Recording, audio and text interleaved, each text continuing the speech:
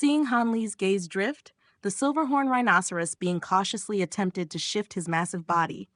In an instant, Hanli's eyes sharpened as he stomped down with the force of a collapsing mountain, driving the creature even deeper into the earth.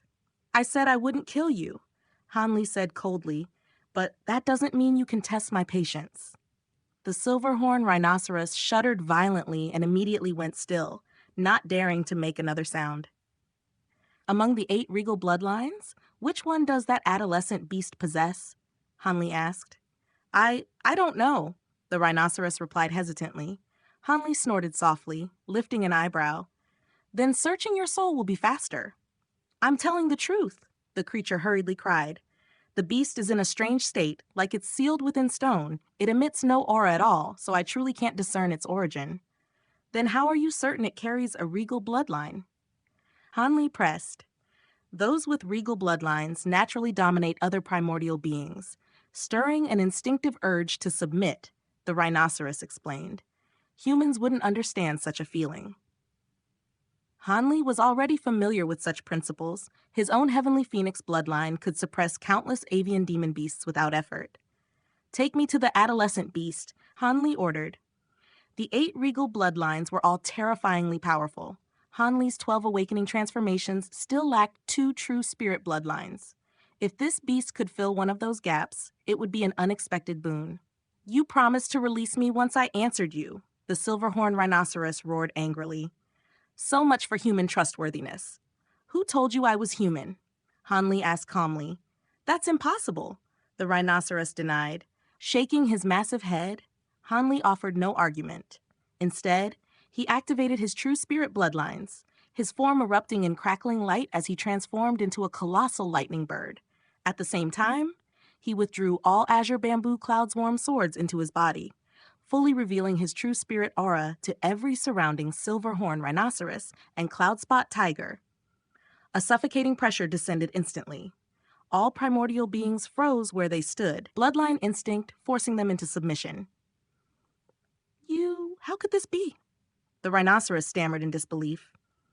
I bear no hostility toward the adolescent beast, the lightning bird declared in a thunderous voice.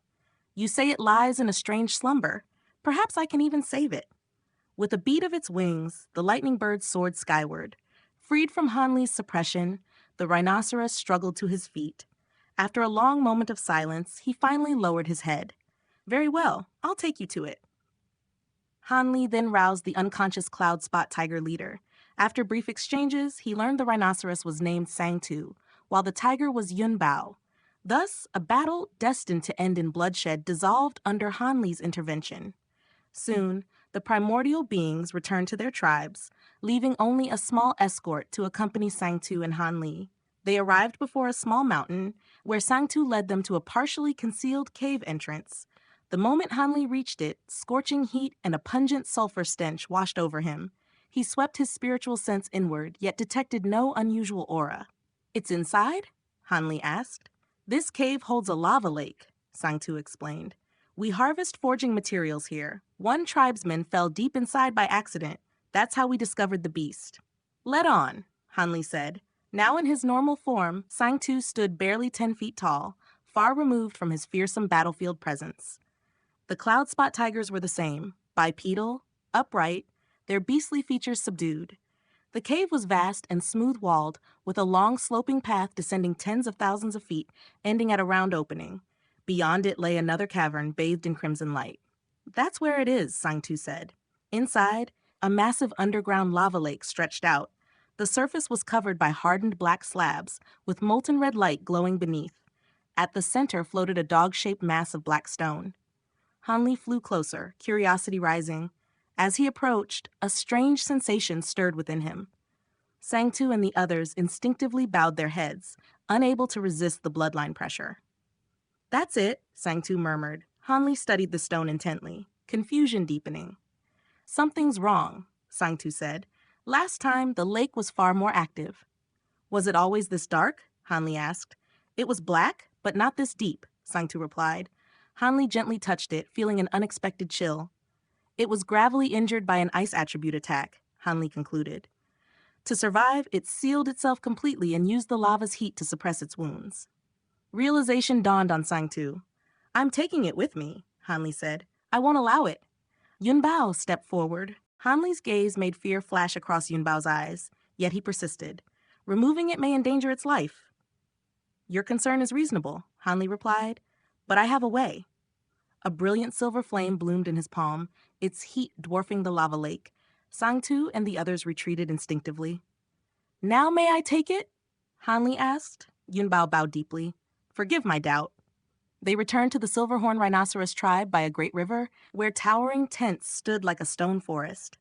Upon Sangtu's return, the tribe bowed under the beast's bloodline pressure, then bristled with killing intent at the sight of Yunbao, until Sangtu intervened. Inside his tent, the adolescent beast was placed upon a hide bed. With a flick of his sleeve, Hanli released the Essence Fire Child. In an instant, blistering heat flooded the tent, forcing everyone else to retreat outside. A trace of guilt stirred in Hanli's heart as he looked at the 5 remaining bands of multicolored flame hovering above the Essence Fire Child's head. To shield him within the 9-dragon divine flame dome, the Essence Fire Raven had expended 2 of its 7 rainbow fire pill sand flames, and this loss had weighed on him ever since. Yet the Raven itself showed no sorrow at all. Once released, it hopped cheerfully about on Hanli's palm, as lively as ever. I swear I will recover everything you've lost, Hanli vowed with solemn resolve, and the silver figure responded with a firm nod. Raising his hand, Hanli sent the dog-shaped black rock floating into the air. The Essence Fire Raven instantly transformed into a surge of silver flames, wrapping itself around the rock. Thick black smoke billowed forth as the surface softened and melted. Like ice dissolving under sunlight, the darkness gradually faded, layer by layer peeling away, until the true form hidden within was finally revealed. When the last of the black shell vanished, an ice crystal appeared, and within it lay a small, white, furry beast curled tightly into a ball. Xiaobai! Hanli cried out involuntarily. Encased in the crystal was none other than the Pixiu that had once traveled with Jin Tong to the greater Golden Origin Immortal region. Sangtu and the others were taken aback by Hanli's familiarity with the young beast, but he paid them no heed and urged the Essence Fire Raven to melt away the remaining ice. Even after the crystal dissolved, Xiaobai remained motionless, its eyes shut, as though it were nothing more than a lifeless husk. Hanli carefully examined it with both gaze and spiritual sense, and soon discovered the truth. Although the external seal of ice was gone, Xiaobai's soul was still dormant, sealed away by the power of its own bloodline. It was clearly an emergency measure for self-preservation, yet Hanli had no idea how to rouse it from this deep slumber. Sensing Hanli's distraction and concern, the Essence Fire Raven quietly withdrew into his body. After pondering briefly, Hanli activated his spirit refinement technique, sending his spiritual sense into Xiaobai's consciousness in an attempt to awaken it. The instant he entered, however, he was met with endless darkness. A strange force lurked within, pulling his spiritual sense deeper and deeper into the void. Alarmed, Hanli immediately withdrew as a precaution. He then tried to awaken Xiaobai through their spiritual bond, but as soon as his consciousness connected, the world around him plunged into pitch-black darkness once more. Within that void, a pair of enormous, glowing eyes slowly emerged, casting an icy, rejecting gaze upon him. Before Hanli could react, a sharp pain tore through his mind, and he snapped back to reality, shock written plainly across his face. "Can you save him?" Sangtu asked anxiously. "This beast is an old acquaintance of mine," Hanli replied, shaking his head, "but his consciousness is shrouded in darkness. Each time I try to awaken him, those glowing eyes repel my spiritual sense." "That sounds like," Yunbao exclaimed, his face paling. "Could he be a descendant of one of the 8 ancient true spirit kings, the ink-eyed Pixiu?" Sangtu's expression shifted drastically as well. "What is an ink-eyed Pixiu?" Hanli asked. "It's said their tribe possessed the strongest ocular abilities under heaven," Yunbao explained. "They could see the essence of all things, discern every kind of treasure, and some legends even claim their eyes could peer through reincarnation itself and foresee the futures of others." Hanli frowned slightly. Xiaobai could indeed locate hidden treasures, but he had never displayed such terrifying powers. "There's more," Yunbao continued. "The eyes of an ink-eyed Pixiu are said to connect to a strange space, Once fully mature, they can draw enemies into that space with a single glance. Unless the opponent is vastly stronger, escape is impossible. Xiaobai does possess an isolated space within his stomach, Han Li murmured, but I've never noticed anything extraordinary about his eyes. The ink-eyed Pixiu tribe vanished after their true spirit king disappeared, Sangtu added gravely. Descendants are unimaginably rare. If we take him to Eight Plains Mountain, the primordial tribes will treasure him dearly, and the true spirit king there will surely be able to awaken him. Hesitation flickered in Hanli's eyes.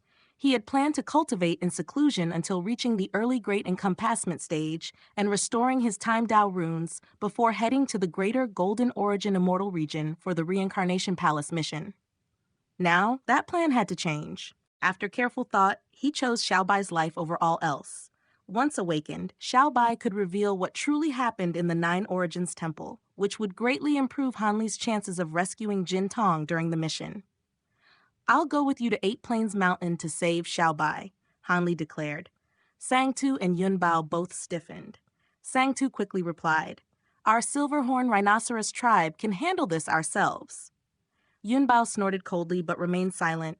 Xiaobai had been found on Silverhorn Rhinoceros territory, leaving him little ground to argue. Are you planning to take your entire tribe with you, Chief Sangtu? Hanli asked calmly. Of course not. Only our strongest warriors will come, Sangtu answered. And what of those left behind? Hanli said meaningfully. The Cloud Spot Tiger tribe's elites aren't going anywhere. Cold sweat instantly formed on Sangtu's brow. If Xiaobai were taken away, the Cloud Spot Tiger tribe would be forced into desperation and could slaughter the unguarded Silverhorn Rhinoceros clan. Even rewards from the True Spirit King would mean nothing if the tribe was annihilated. I'm willing to cooperate with the Cloud Spot Tiger tribe to deliver Xiaobai to Eight Plains Mountain. Sangtu finally conceded. Yunbao cast Hanli a grateful glance. Once you both leave, your tribes will be leaderless, Hanli continued. Word will spread, and other tribes may see this as a chance to strike. You must not only work together yourselves, but also ensure your tribes support one another. Otherwise, there may be nothing left to return to. Both Sangtu and Yunbao looked conflicted. Their tribes had clashed for millions of years. Such an alliance was bitter to swallow. This alliance doesn't have to be eternal, Hanli said with a faint smile. Just maintain it until you return from the blood inheritance ceremony. After that, you may do as you wish. After a long silence, both men nodded in unison. Thank you for showing us a path forward, Senior. We'll follow your guidance. There's no need for Senior, Hanli replied. Call me Shimu, or fellow Taoist Shi. When does the blood inheritance ceremony begin? It was announced 30 years ago to start in 100 years, Sangtu answered. That leaves less than 70 years. The journey to Eight Plains Mountain is long, so we must depart soon. By now, Hanli had effectively become the guiding force of both tribes. Return to your clans and make preparations at once, he instructed. We leave as soon as possible. Sangtu and Yunbao acknowledged the order and departed. Sangtu also decreed that the tent would be reserved exclusively for Hanli, forbidding anyone from approaching without permission. Hanli sat quietly for a moment, then swept his sleeve and opened the flower branch domain. Cradling Xiaobai in his arms, he stepped into the bamboo pavilion within. The moment Hanli stepped into the flower branch domain, an inexplicable sense of unease washed over him. Before he could ponder the source of this feeling, a thunderous disturbance erupted around him, laced with shrill, ghost-like wails that rose and fell without rhythm, forming a grating and unbearable din. His consciousness wavered under the assault, prompting him to immediately circulate his spirit refinement technique to steady his soul. Only then did he turn toward the origin of the noise, discovering that it stemmed from the very pavilion where Weeping Soul resided. The pavilion was now engulfed in a mass of pitch-black mist, thick and viscous like ink. The mist spun violently, forming a dark vortex within which ghostly silhouettes flickered in and out of existence. The surrounding restrictions trembled incessantly under the strain. Fortunately, these restrictions had been personally laid down by Hanli and infused with his time law powers. Without such reinforcement, they would never have been able to confine that terrifying vortex. What's happening? Han Li rushed toward the pavilion and cautiously extended a strand of spiritual sense. Yet the instant it touched the vortex, it was swallowed whole, and a fearsome devouring force surged outward, attempting to bore straight into his mind. Startled, Han Li immediately withdrew his spiritual sense, narrowly avoiding the invasive power. At the same time, a trace of joy surfaced in his expression. There was no doubt this phenomenon originated from Weeping Soul, which meant her absorption of Ghost King Wu Chao's power had reached a critical breakthrough. After a brief moment of contemplation, Han Li concluded that this was not something he could interfere with. Success or failure would depend entirely on Weeping Soul herself. With a flick of his sleeve, dozens of streaks of golden light shot forth, descending around the pavilion to form an even more robust golden barrier. This new barrier was likewise infused with time law powers and resonated with the inner restrictions, reinforcing them in unison. The deafening turmoil within the pavilion was swiftly suppressed, no longer affecting Han Li in the slightest. He then turned and headed toward the newly erected pavilion beside the Spirit Medicine Garden. This pavilion was packed to the brim with ores, rare materials, and immortal treasures he had harvested from the Tai Sui Immortal Manor. Some especially large spirit materials were even piled outside on the ground. As for the spirit plants and medicinal herbs he had acquired, their number was simply staggering. Han Li set Xiaobai down on the top floor and established a protective restriction before surveying the vast collection. His expression filled with mixed emotions. The harvest was astonishing, yet sorting through it all would be a tremendous ordeal. Still, if everything were sold, the resulting immortal origin stones would amount to an unimaginable fortune. Ever since leaving the Tai Sui Immortal Manor, he had been constantly occupied, and only now did he finally have time to carefully take stock of his gains. Producing a blank jade slip, he began meticulously counting, categorizing, and recording every item within the pavilion. After an entire day of effort, the interior was fully organized. He then stepped outside to log the spirit materials and plants as well. Once finished, Han Li sat down near the pavilion and released a variety of items with a sweep of his sleeve, all of them storage tools. These storage tools had belonged to cultivators who perished in the Tai Sui Immortal Manor and undoubtedly contained considerable wealth.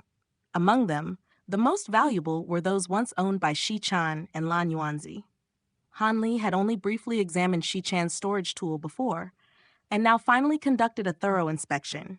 As he emptied it, a mountain of items materialized before him. As expected, Shi Chan's wealth was staggering. Even ignoring the materials and treasures, she alone possessed over 20 million immortal origin stones. Among them were 30 to 40 stones, notably larger than mid-grade immortal origin stones, radiating dazzling light and astonishingly pure immortal spiritual power. Could these be high-grade immortal origin stones? Han Li's eyes shone as he picked one up.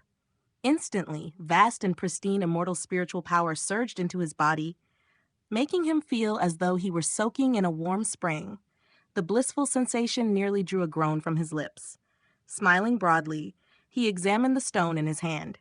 Though he had never encountered such a stone before, he was certain it was a high-grade immortal origin stone. The power within it was purer and denser than even the immortal spiritual power flowing through his own body. With such a stone, he could likely restore his reserves in mere seconds. Still, using something so precious for simple replenishment would be an outrageous waste.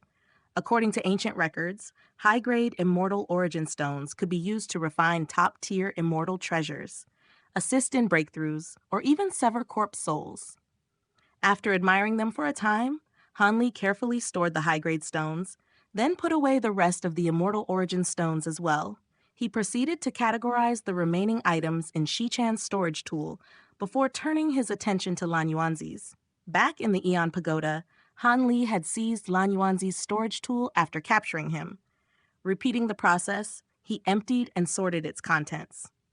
Lan Yuanzi possessed fewer than 7 million immortal origin stones, and not a single high-grade one among them. The remaining storage tools yielded even less.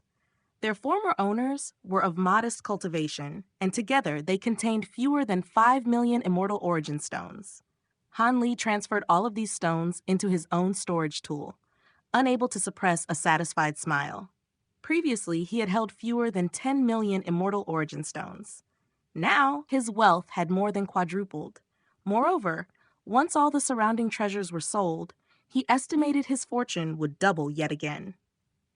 Selecting the items he intended to keep, Hanli donned his reincarnation palace and put the rest up for sale. The sheer volume of treasures required over a month to sell most of them, earning him more than 30 million additional Immortal Origin Stones.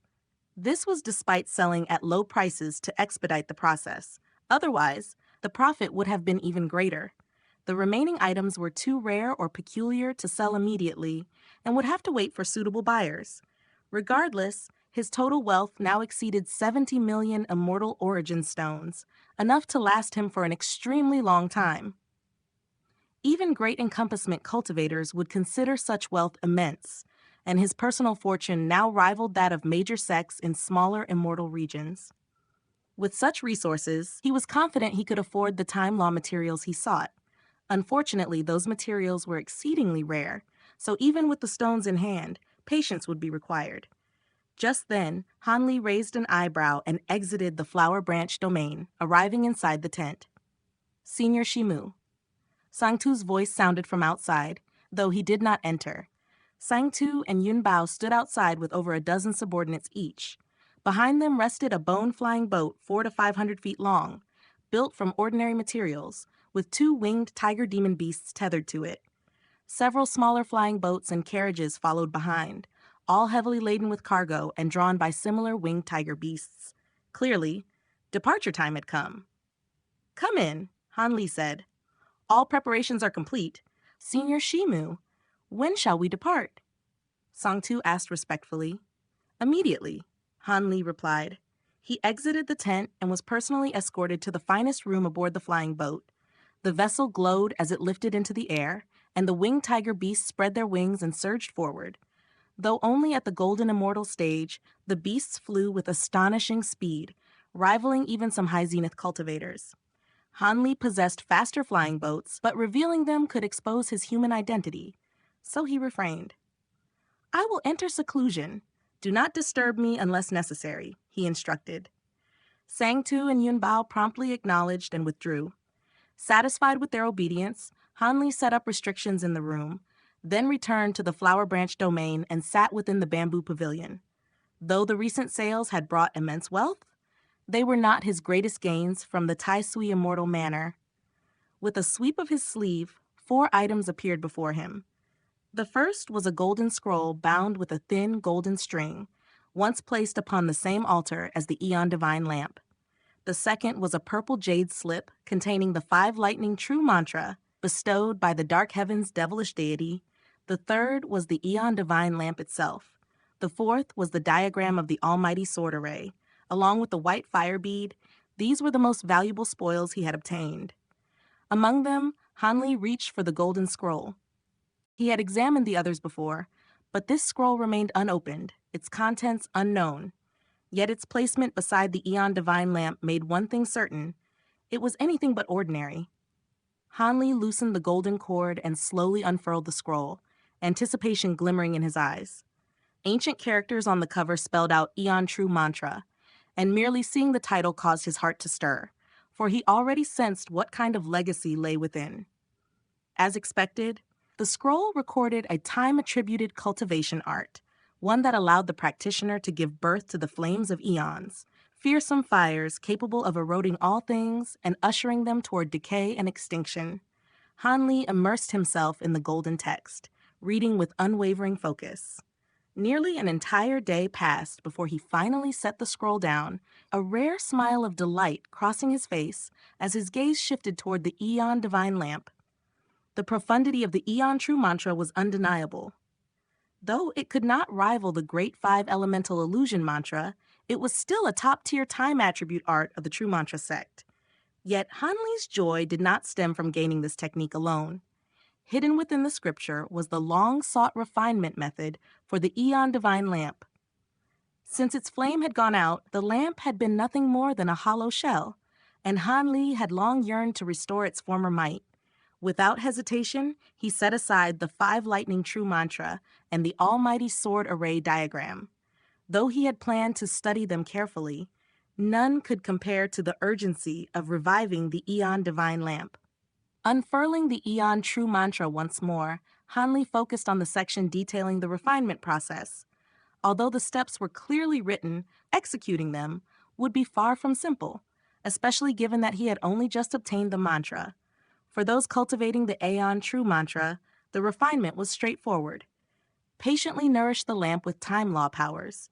However, despite the Great Five Elemental Illusion mantra being far more profound, it could not be used for this purpose. Time was one of the 3 paramount laws, and cultivating 2 different time-attributed mantras simultaneously was courting disaster. Even Patriarch Miro had refrained from teaching Hanli time-based secret techniques, fearing that excess ambition would ruin his foundation. Still, Hanli was not without a path forward. He raised his hand, and the golden flame he had acquired from the altar within the Eon Pagoda appeared above his palm. In the next instant, he summoned the time-severing torch. While countless threads of spiritual sense streamed forth from his glabella, the torch released waves of time-severing law power, which Hanli guided together with his spiritual sense into golden flame. Instantly, the flame swelled to twice its size, churning violently as disparate law powers collided within it. Hanli formed hand seals at lightning speed, carefully steering the time-severing laws and spiritual sense so that they interacted with the flame in a controlled manner. Through this, he gradually altered the nature of the time-severing laws, forcing them to mimic the fluctuations of eon laws. This was the true mantra spirit conversion technique that Patriarch Miro had taught him, a secret art that used spiritual sense as a bridge to transform one type of law power into another. Because most of Hanli's immortal treasures had been seized from others, he often found himself unable to draw out their true strength. Patriarch Miro had explained that such situations were common, as treasures rarely matched a cultivator's laws unless refined specifically for them. To address this flaw, experts of the True Mantra sect had devised this conversion technique. Though it could not perfectly replicate another law, it could produce something strikingly similar. Provided the laws shared the same attribute and nature, time-severing laws and eon laws were closely related, making success highly likely. Chi Mozi had most likely relied on this very method to command the Eon Divine Lamp. At first, Hanli struggled. The simulated eon laws and the time-severing laws clashed violently, nearly spiraling out of control. Yet as his mastery deepened, the turbulence gradually subsided. A glimmer of joy flashed through his eyes. Years slipped by like flowing water. The convoy's journey proceeded smoothly overall. Though primordial beasts attacked on several occasions, Sang-Tu and Yunbao repelled them without great difficulty. Still, neither dared relax. They maintained constant patrols, guarding against unseen danger. During one such patrol, Sang-Tu and another silverhorn rhinoceros being glanced toward Hanli's room, the latter hesitated before transmitting softly, "Chief, do you think Senior Shi truly intends to help us? I keep feeling that handing over that adolescent Pixiu may have been a mistake." Sang-Tu stiffened and immediately rebuked him. "Silence! Senior Shi's cultivation far surpasses ours. Even voice transmissions may not escape his notice." The rhinoceros being fell quiet at once. Both stared tensely at Hanli's room for a long while. When nothing happened, they finally exhaled in relief. Lowering his voice even further, Sang-Tu continued, "Do you think I haven't considered this? But Senior Shi is too powerful for us to resist. The Pixiu is far too precious. If we tried to deliver it to 8 Plains Mountain ourselves, we'd be torn apart by jealous tribes before earning any reward.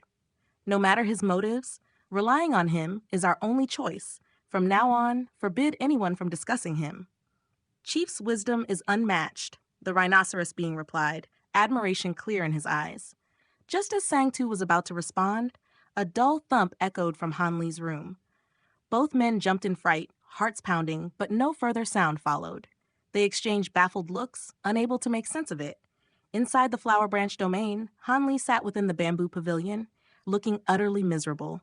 His clothes and hair were badly singed, his skin blackened in several places, and the eon flame was nowhere to be seen. Yet his eyes shone brightly with excitement. After 6 arduous years, he had finally succeeded in using the spirit conversion technique to emulate Aeon laws. In his excitement, he had briefly lost control, causing the flame to explode and nearly injure him severely. After swallowing a pill and stabilizing his condition, Hanli sat cross-legged and retrieved the Aeon Divine Lamp. He summoned the time-severing torch once more, drawing forth time-severing law powers that condensed into a golden flame nearly indistinguishable from a true Aeon flame. At his command, the counterfeit flame enveloped the Aeon Divine Lamp and slowly merged into it. Hanli's eyes lit up, and he immediately began refining the lamp according to the Aeon True mantra. A faint golden glow appeared across the lamp's surface, prompting a long sigh of relief from Hanli. His efforts had not been wasted. He continued conjuring counterfeit Aeon flames, patiently refining the lamp. As time passed, the golden radiance intensified, and the lamp's time law fluctuations grew ever stronger. 3 months later, a true golden flame finally ignited within the Aeon Divine Lamp. The moment it lit, a terrifying surge of time law power swept across the entire Flower Branch domain, stirring the world's origin chi into violent upheaval. The Aeon Divine Lamp had been fully restored. Overjoyed, Hanli swiftly formed a hand seal, and a blazing golden dragon burst forth from the lamp's flame at his command. Above the Flower Branch domain, a blazing golden dragon coiled through the skies, its massive form circling as deafening draconic roars rolled outward like thunder. Radiant golden light poured from its body, so dazzling that it was painful to behold directly, while the law fluctuations it emitted were terrifyingly dense, far surpassing even the power the Aeon Divine Lamp had displayed when wielded by Taoist Master Dao Yin and Chi Mozi. The surrounding space began to quiver violently, as if it were on the verge of collapse beneath the dragon's overwhelming might. Alarm flashed across Hanli's face when he sensed this instability. He had no idea what consequences would follow if the space within the Flower Branch domain shattered, and without hesitation he willed the fiery dragon back. At once, the dragon dissolved into streaks of flame and returned to the Aeon Divine Lamp, vanishing without a trace. Hanli fixed his gaze on the lamp, recalling the awe-inspiring might of that blazing dragon, unable to suppress a sense of bewilderment. Why was the Aeon Divine Lamp displaying such terrifying power in his hands? What he did not realize was that this was intimately tied to his cultivation of the Great Five Elemental Illusion mantra. This cultivation art was an unfathomably profound time attribute technique derived from the most fundamental 5 elements of heaven and earth. The time law powers it produced were of an exceptional grade, far superior to those of Chi Mozi, and as a result, the simulated Aeon flame it generated was vastly stronger, allowing Hanli to draw out more of the Aeon Divine Lamp's true might. After retracting the fiery dragon, Hanli resumed refining the Aeon Divine Lamp. Although he could now control it, his mastery was still crude, and he needed to further refine the treasure to truly make it his own. Since this refinement did not demand his full concentration, he decided to work on other matters at the same time, retrieving both the Almighty Sword Array diagram and the jade slip containing the 5 lightning true mantra. He first examined the jade slip. As he carefully read through its contents, shock gradually spread across his face.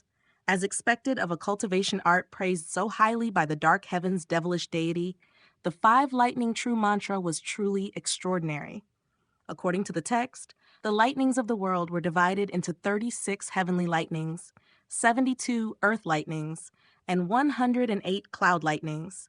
In all his past experiences, Hanli had mostly encountered cloud and earth lightnings, while the 36 heavenly lightnings were exceedingly rare and incomparably powerful. His divine Devilbane lightning was among the 72 earth lightnings, as was the bone-rinsing golden lightning he had encountered in the Grey Realm's baleful cleansing pond. Through the refinement of his azure bamboo cloud swarm swords, these 2 lightnings had fused into a new form, one that was already approaching the might of heavenly lightning. Beyond this, the 5 lightning true mantra recorded numerous lightning attribute secret techniques, each one opening Hanli's eyes to applications and possibilities he had never even imagined before. Even so, Hanli did not dare to delve too deeply into the mantra. Its profundity was far beyond ordinary cultivation arts, and lightning was not his primary path. At most, he planned to cultivate only a few of the recorded secret techniques, making the mantra somewhat wasted in his hands. With that decision made, he put the jade slip away and turned his attention to the almighty sword array diagram. He released his spiritual sense and enveloped the array diagram, only to discover that his spiritual sense flowed into it without the slightest resistance. In the next instant, an enormous flood of information surged into his mind. Even with his formidable spiritual sense, it took him a long time to fully digest everything. When he finally did, joy and excitement lit up his expression. The diagram recorded the complete methods for deploying and utilizing the almighty sword array. Hanli had seen countless sword arrays in his cultivation journey, yet none of them could be compared to this one. Strictly speaking, the almighty sword array was not a pure sword array at all. Instead, it used the sword array as a medium to communicate directly with the great Tao of heaven and earth, truly living up to the word almighty. As the foundational diagram of the almighty sword array, it possessed no inherent attributes, meaning there were no attribute restrictions on the flying swords required. As long as one could gather 36 flying swords of sufficient quality, regardless of attribute, the array could be formed. Naturally, those swords had to be of an extremely high grade, or else they would be unable to endure the array's terrifying power. Han Li was delighted by this discovery, as his azure bamboo cloudswarm swords perfectly satisfied both the quantity and quality requirements. The profundity of the almighty sword array far exceeded his expectations, and even with Han Li's comprehension ability, he had to study the diagram at a painstakingly slow pace. Just as he was deeply immersed, a sudden burst of crimson light flared from his body. He raised an eyebrow, set the array diagram aside, and donned his reincarnation palace mask. Someone had responded to his posted notice regarding the purchase of time attribute law materials. Han Li's eyes immediately brightened. Forming a hand seal, he summoned a projection from the mask. A humanoid figure appeared, a young man with slightly curly black hair. Though his face was concealed by a mask, he exuded a natural, unrestrained bearing. The words Ape 3 were engraved upon his mask. "I've heard much about you, fellow Taoist Dragon 5, Ape 3 said as he cupped his fist in greeting. "Do you have time attribute law materials?" Han Li asked without wasting words. "Of course, otherwise, why would I contact you?" Ape 3 replied calmly, flipping his hand to reveal a fist-sized, water droplet-shaped blue crystal. Even through the projection, Han Li could clearly see specks of golden light shimmering within it like sunlight dancing on rippling water. Han Li's eyes shone as he immediately recognized it as a water divination time crystal. "This is a premium water divination time crystal," Ape 3 said with a smile.